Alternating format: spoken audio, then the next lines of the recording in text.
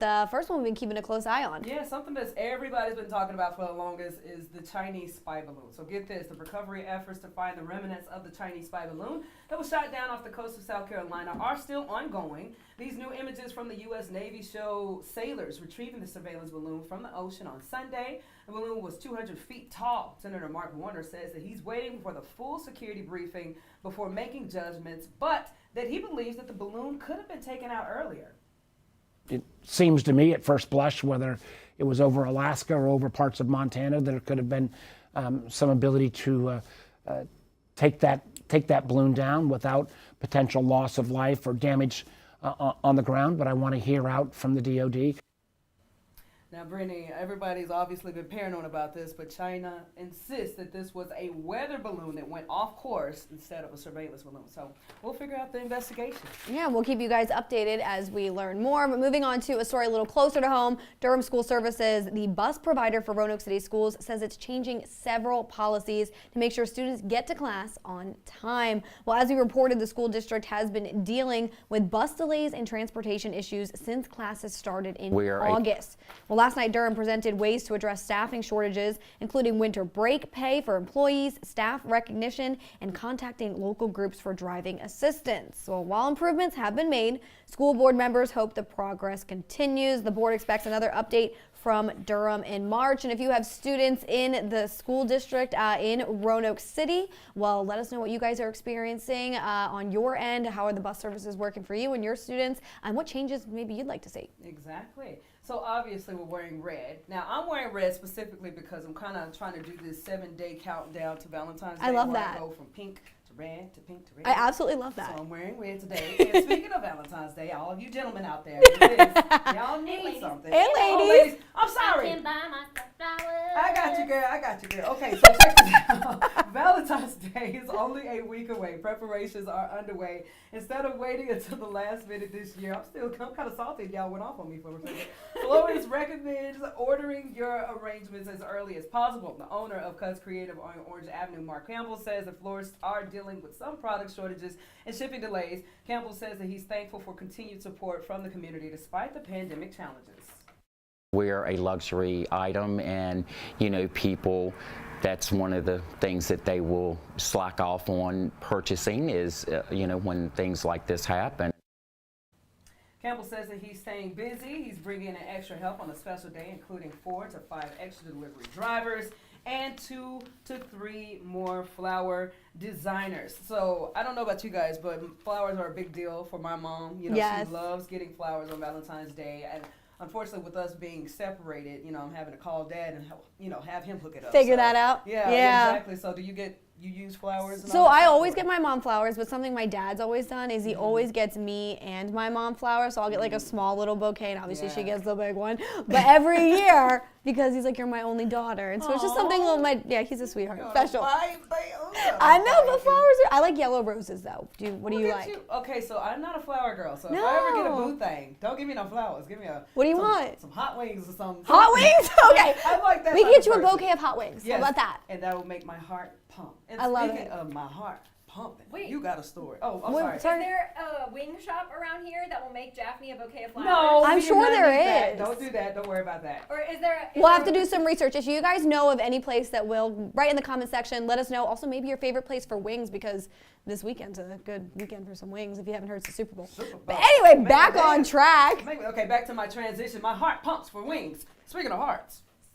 We're also wearing red, and it's American Heart Month, so that that works. And so the American Heart Association is preparing for the Roanoke Heart Ball. They're asking the community to come together this weekend. This is a chance to celebrate collective success in driving change, funding science, and improving behaviors. So the Roanoke Heart Ball is taking place this Saturday at Hotel Roanoke. So if you need an excuse to kind of party, maybe get dressed up, there you go. The theme this year is Enchanted Evening. So magic will work its way throughout the entire night. There's going to be a magician who will perform close-up magic throughout the cocktail hour and the rest of the evening, as well as a live and silent auction. And that really just comes with, we wish we could wave a magic wand and see the end of stroke and heart disease, but we know it's going to take much more than that. However, when we all come together to celebrate the American Heart Association and raise funds for the AHA, we kind of create our own magic. And for decades, the American Heart Association has focused on life's simple 7 for your health. So these are 7 areas to focus on to keep you healthy and your family. So these includes eating better, getting active, quitting smoking, maintaining a healthy weight, managing cholesterol and glucose levels, and understanding your blood pressure. Well, this past year, though, the American Heart Association, they added another component. And this is sleep. Uh-oh. Sleep is a big one. So apparently getting a good night's sleep is vital to cardiovascular health. The AHA recommends 7 to 9 hours a night. Oh my gosh. I So, think I'm lucky if I get 6. I was just going to say, my average sleep schedule is maybe 3 to 4 hours. Ooh. I Do you know, do like split sleeping? Or No, I just don't require that much sleep. And if I sleep too much, I wake up like real groggy. You know, Okay. like real kind of, but I mean, hey, if they recommending it, I know, it's gotta be tell good my for you. boss I gotta come in later. Or maybe go to bed earlier. But I think I I need. gotta be more responsible instead. But yeah. I usually 6 is my like prime, but I would love to get 8 hours of sleep a night. That'd be awesome. Let us know what you guys typically get on a normal night. So us obviously working the morning shift, being on Virginia today, we gotta struggle with our sleep schedule. But someone who also struggles with his sleep schedule, we got Chris Michaels in the building. He's gonna give us a taste of our forecast, what you guys can expect for today. Hey guys, happy hump day. Spring fever is still in full effect here for the next 3 afternoons. High temperatures in the 60s. This weekend getting a little interesting. Our storm system slowing down, trying to make its own cold air. So rain is likely. Could potentially have some wintry weather Saturday night into Sunday. Keep following along for updates over the course of the next few days. Now, a funny story about that is that Chris is talking about how beautiful the spring weather and temps are at. If you can't afford to go to a florist, you can walk outside and pick some stuff right now, right? I mean, maybe If if they're things alive. are growing. I was gonna say, if the But the plants are weather alive. feels like spring out there. Okay, So yeah, exactly. So maybe you can go. I don't know. I'm just trying to come up. no, it's okay. You're trying to help out. I appreciate it. Yeah, the Yellow little, ones. yeah, the little weeds. Yeah. See, I feel like my luck, I would probably pick up some poison ivy. and be like, hey, Mom. No, I wouldn't Maybe do don't that. do that. But at the same time, speaking of plants, I got a really nutty story for you guys today. It was very interesting. Get this. Things did get nutty within the walls of one Carolina home where exterminators found 700 pounds of acorns in the walls. And Nick Castro, the founder of Nick's Extreme Pest Control, says the initial call for maggots coming out of the wall. Look at that. Oh my goodness. They are getting ready. Well, but when him and his team cut into the drywall, they discovered acorns. The pile reportedly going all the way up to the attic of this 2-story home. That is a ton. those photos. That's a ton of nuts. So you got Castro. He measured exactly 700 pounds of acorns with mealworms rather than maggots lurking inside of them. So I already know it was kind of stanky in there probably. Oh no, I don't like The it. culprits turned out to be a couple of woodpeckers who had been poking holes in the chimney stack to stash their foods. The entire process filled up 8 50-gallon garbage bags, which is a total of 400 total gallons. That's ridiculous, right? That is a lot. Imagine thinking though, you're like, I'm going to this job. I'm gonna clear out this wall. I've done this before. And then boom, all the acorns. It looks everywhere. Like, it looks like it was just slowly just spilling out of it. I don't even understand how that happens, but I would say that I would hire those woodpeckers. I was to like, think store about the food. woodpeckers. Yeah. They're probably upset. They're like, we worked so hard for this. Like, my question is, how does someone lay in their house and hear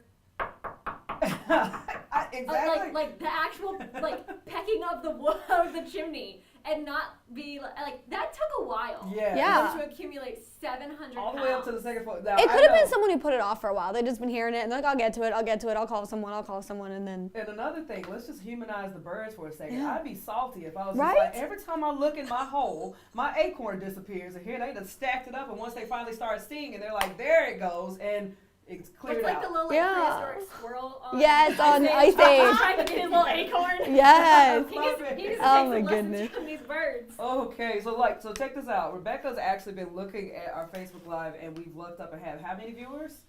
Right now we have 7. Oh, we got Thank you, 7 everybody. viewers. Okay, I'm gonna call out all you 7 viewers through our girl Jazzy Jazz. Jazz, are you with us? Okay, please tell me we got some comments today.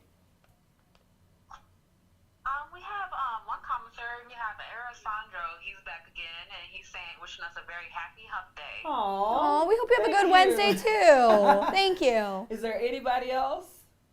No comments at this time. That's okay. That was the only one that we had.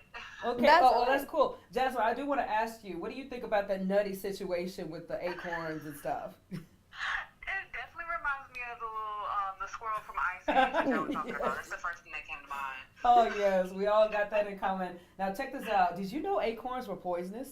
No. No, I didn't know that. Okay, I learned this from Jenna Zipton. So if I'm wrong, you need to go after her. But I swear, I thought they were cool. But she was like, apparently we can't eat them. I don't know. Maybe Okay. Learn something new every day. all the time. Well, Jazz, you got anything for us, girlie? Nothing else. Just once again, make sure you all comment, and we'll try our best to get to your comments. If you all just ask questions on anything that you really have an interest in, and we'll try and get back to you. All right, Jazz. Thank you so much, my lovely. Well, guys, it was a fun day today, right? Yeah, a lot to talk about. Which means tomorrow we're coming back again. Same time, 9 o'clock. You 7 viewers out there, please, you see what we're doing? Keep on spreading the word because we're going to try to get to 14 by Valentine's Day. And right? I love that. 14 on on the 14. 14 on the And join the conversation. Let us know your comments, what your thoughts are, and Exactly. yeah, and we'll read them out. Well, Jasmine will read them out loud for you. Jazz will read them out loud. And hey, if we get up to 30, I'm going to bring my disco ball light. And then we're going to turn it into a party on Fridays. But either way, thank you guys for joining us today on the Hump Day edition of the Morning Sprint.